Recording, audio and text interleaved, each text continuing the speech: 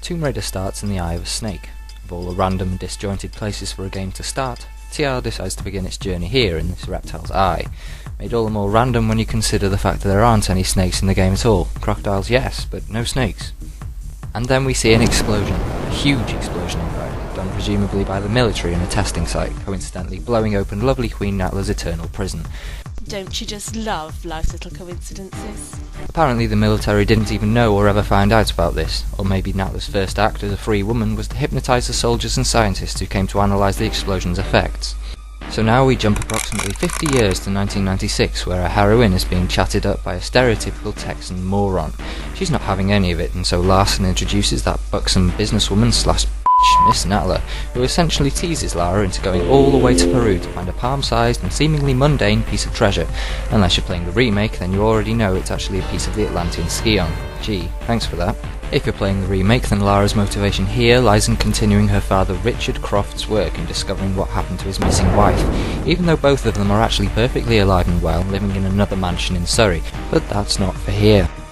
So Lara climbs a snowy mountain in fewer clothes than common sense would have you wear, to the sweaty palm joy of the 13-year-old fanboys everywhere, and then goes all Rambo on a pack of savage wolves before entering the secret way into the city of Vilcabamba. After nearly being eaten by more wolves, some bats and a big bear, Lara encounters a pack of dinosaurs. Rather than marvelling at this hugely important discovery, she decides to massacre the lot of them, including the T-Rex. Except in this instance, she doesn't run away like a total wuss. Lara discovers the hidden tomb of Qualopec behind a waterfall that was apparently too painful to pass through at first, so before progressing she had to turn it off. Upon entering, she finds that red and garish yellow were in the vogue colours when it comes to Atlantean rulers, and that they like to live life the hard way, filling their living chambers with all kinds of deadly traps that we normally associate with shoes upon stairs on Friday nights after the pub. On finding the first part of the Skion, the tomb begins to collapse, and Lara possibly hallucinates that something isn't quite right with the spidery Atlantean king. Oh, and a mummy falls on her. Simply escaping a collapsing tomb would be far too simple for our Lara, so just to throw a spanner in the works, along comes that sidekick Hick Larson, who implies that he wants to skinny dip with Lara. But once again, she doesn't jump at the opportunity. I'm gonna butt slap you, shitbag! And they fight.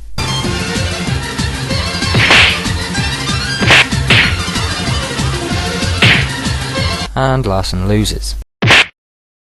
Not content with stealing an ancient artifact, destroying a tomb, massacring possibly the world's only pack of surviving dinosaurs and beating up a man, Lara decides to engage in some breaking and entering, into Natla's HQ of all places.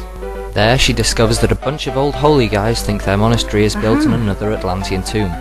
How they discovered this I don't know, possibly via some priestly rummaging, because spelunking is something we all associate with those of clerical persuasion, but whoever it was kind enough to reverse all the switches and hide all the keys, making it pretty tricky for Lara to find out the truth for herself. After fighting the immortal Frenchie Pierre Dupont a few times and rummaging around in an oldie drainage system, complete with mutated rats and levitating crocodiles, Lara breaks through into the legendary tomb of Tihocan, where she's assaulted by a pair of p***-off skinless centaurs.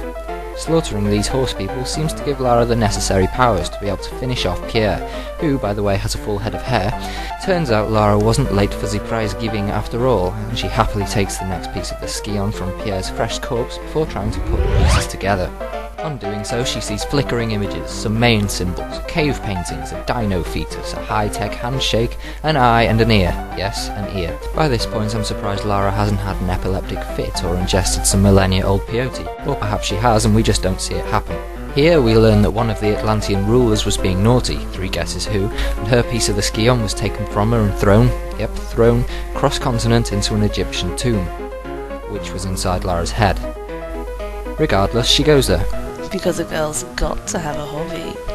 Not much happens here for a while. She meets some mummified mutants and doesn't make a face as though she's been told she has one boob smaller than the other, and eventually finishes that Larson guy from before. She shoots him and steps over his body to collect the final piece of the Skion.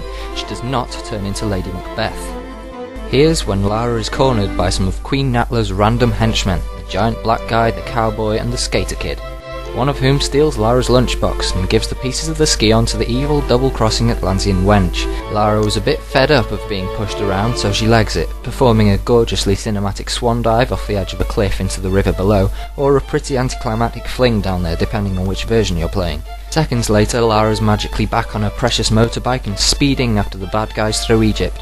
and finds a really good hiding place on their boat in which she has a quick nap. No loo breaks, no time to eat anything, just sleep. Hours later she follows the baddies into a secluded mining installation beneath an island in the middle of nowhere. Exactly what they're mining is not made clear. Maybe it's some kind of mystical mineral mutants need, or maybe it's just coal and we were actually in Wales all along. Here she proceeds to take out the psychotic man with a knife and a complete fool with a skateboard and some Uzis, which she then steals. Yoink! At the end of the mines lies the entrance to the Golden Pyramid of Atlantis, and inside Lara finds out that it was Natla who misused the Skion all those millennia ago and started this whole thing. Bless her, Lara's a bit slow on the uptake, and now she wants to continue her mad work and create a super race to ultimately be the next evolutionary step and take over the world. No surprises there then.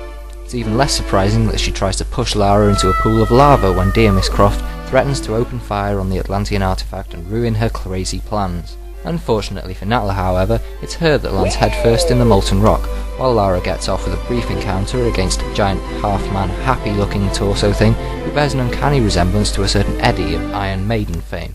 Maybe they're long-lost brothers. After Lara returns to have another pop at the Skion, the whole pyramid begins to crumble and die on her, so she looks for a way out and is blocked by none other than Queen Natla, back from hell with wings and supernatural firepower. The whole plunging from a great height and into lava thing was no more than a simple annoyance for her, and boy is she annoyed. Finally, Lara escapes after crushing Her Majesty with a pillar, ultimately finishing her off. Or not, depending on whether or not you think immortal beings can still function normally after having every bone in their body snapped, splintered and broken and their internal organs squashed by a 5-ton pillar, and then remain unharmed after a whole pyramid blows up on top of them and buries them under a mountain of debris.